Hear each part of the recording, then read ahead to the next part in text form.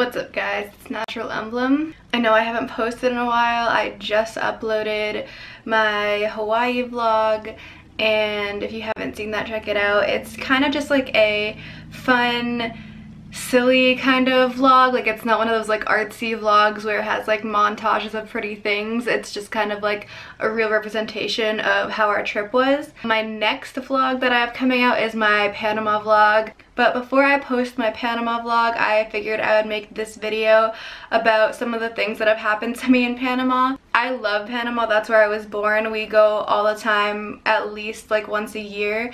And we just got a house down there, so we don't have to stay with my grandpa anymore.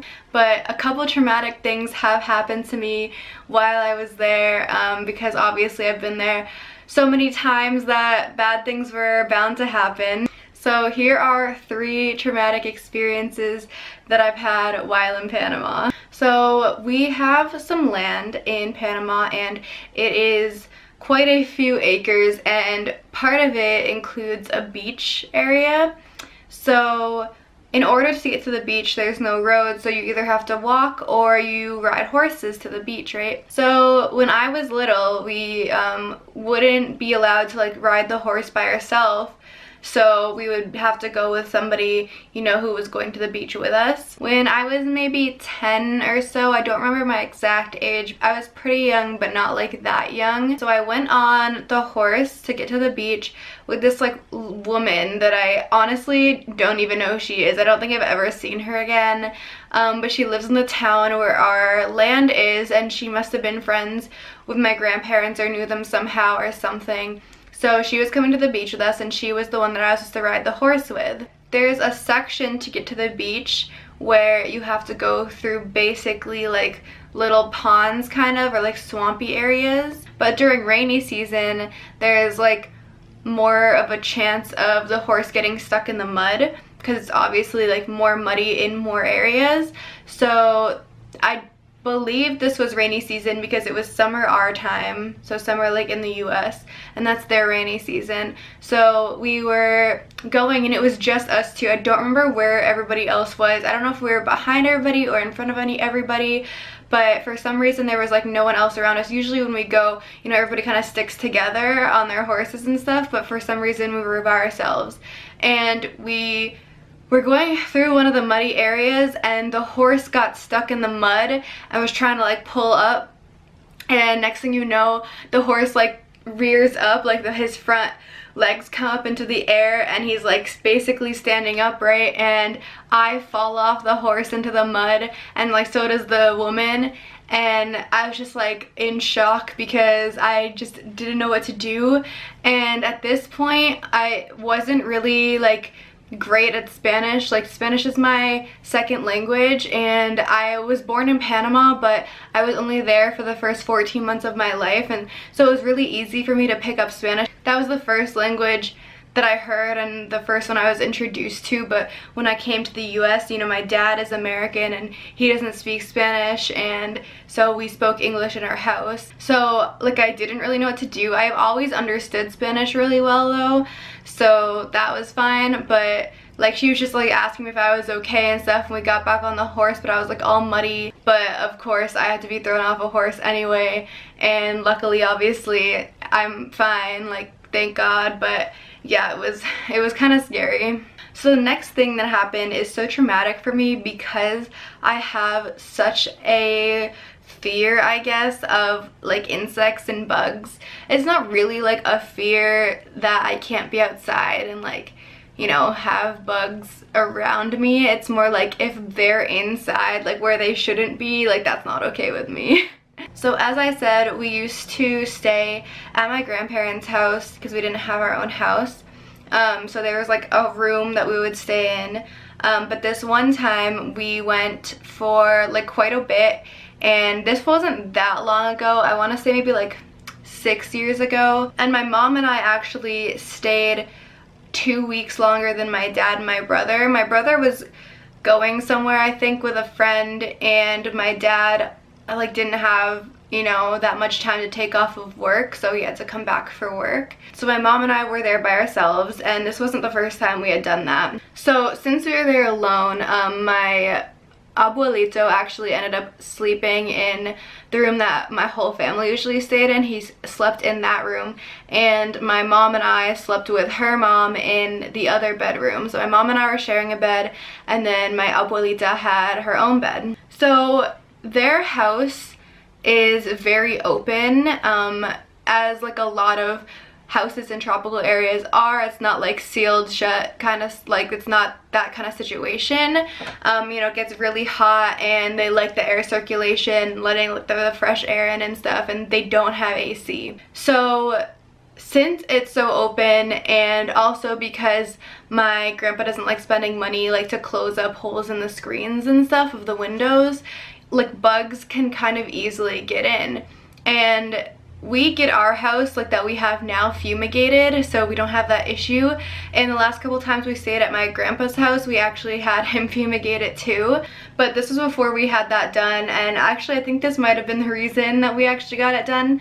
So they used to have like a lot of ants all over their kitchen, so you'd have to make sure that you would like close things, like seal things very tightly so that ants wouldn't get in them. It wasn't like that big of a problem, and a lot of the time, you know, like you would just buy ant traps and like it would get rid of them, at least for while we were there, you know. So my mom and I were sleeping one night, and the sheet, because like obviously we don't use like a blanket, but we had like a sheet over us, and the sheet kind of like fell like halfway off the bed and was touching the floor.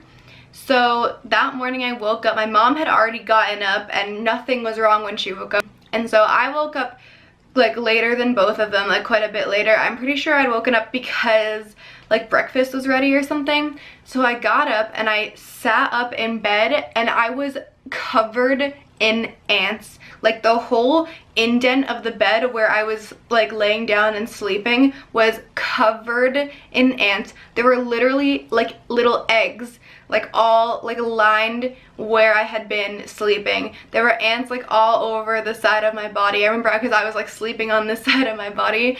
There were ants all over me, and I started screaming at the top of my lungs, crying. Like this was really tragic for me because I hate insects, especially on me and inside, and yeah, it was just really bad. And my mom like came running in, was like, oh my gosh, just go take a shower, go take a shower. So I like ran in the shower, and I honestly don't even know, I think they just like took the sheet outside and probably just like shook it and washed it in the washer and stuff.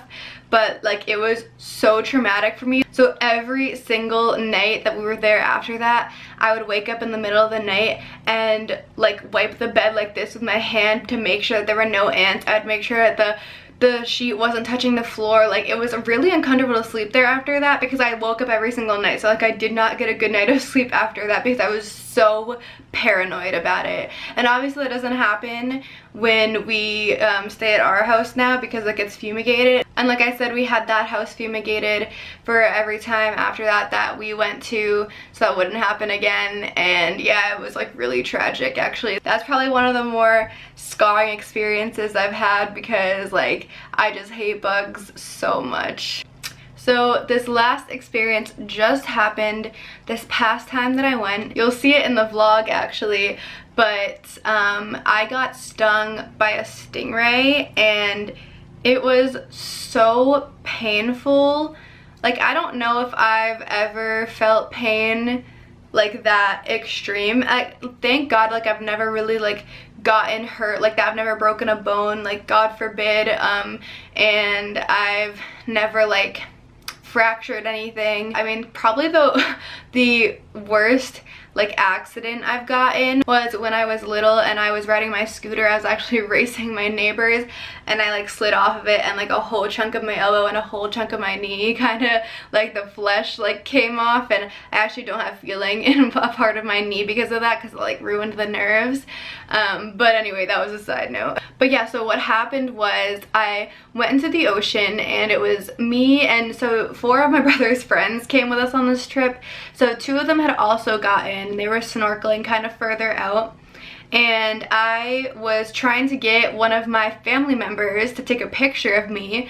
So I was jumping around in the ocean, and my brother wouldn't take the picture unless my dad got him the camera. My dad didn't want to get him the camera, and so no one was taking a picture of me, and so I was annoyed, and I was just kind of like jumping around and trying to get their attention and trying to get them to take a picture and trying to annoy them so they'd, like, you know, do what I was asking them to do.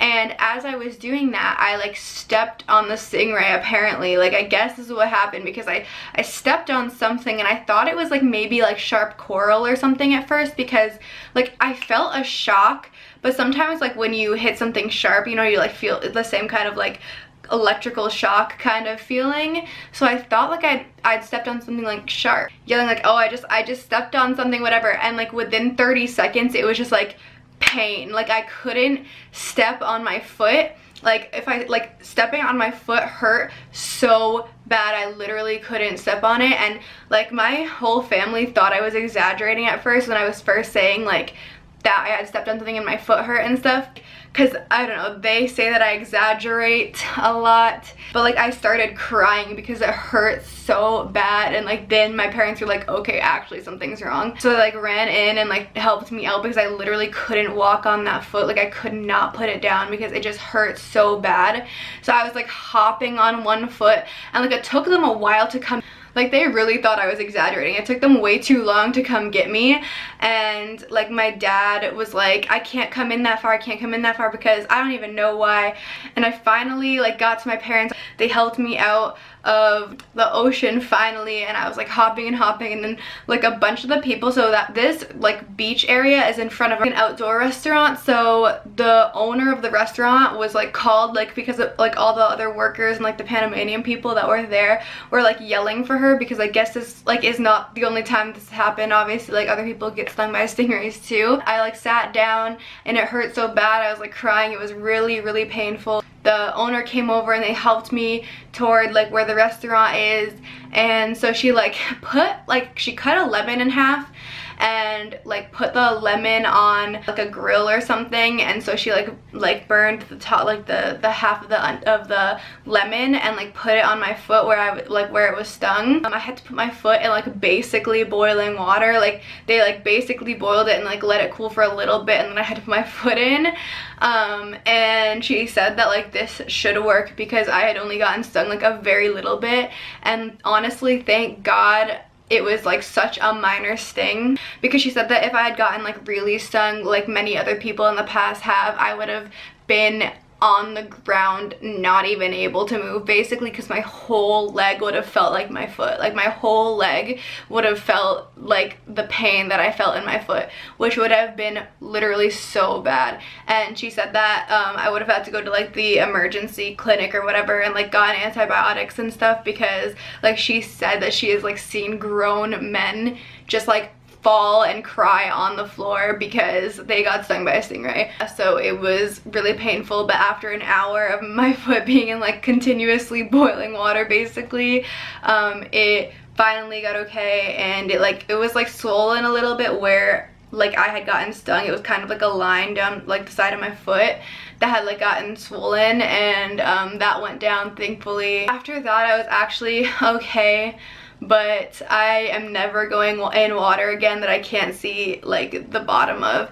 Like that was the problem. It wasn't even like deep water either. It was actually quite shallow, but it was just like very like unsettled water, and like you couldn't see the bottom. It wasn't very clear and stuff, and I think that's, you know, that was obviously the issue, because I couldn't see where I was stepping or like what I was stepping on. Hopefully that never happens to me again, and like hopefully it never happens to me that like that bad of a sting happens, because that would be really horrible, and I'd probably never go swimming in the ocean ever again. I actually love the ocean so much, so that'd be really hard for me. But yeah, so anyway, those are my 3 stories.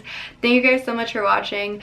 Let me know what other kinds of videos you want to see on this channel. Look forward to my Panama vlog. I can't wait for actually the new games coming out. Hopefully I'll get some World War II and Battlefront 2 videos up. I'm actually really excited for both of them. I'm hoping they're good. Like, I'm really crossing my fingers, so we'll see. But yeah, thank you guys so much for watching, and I'll see you in my next video. Bye.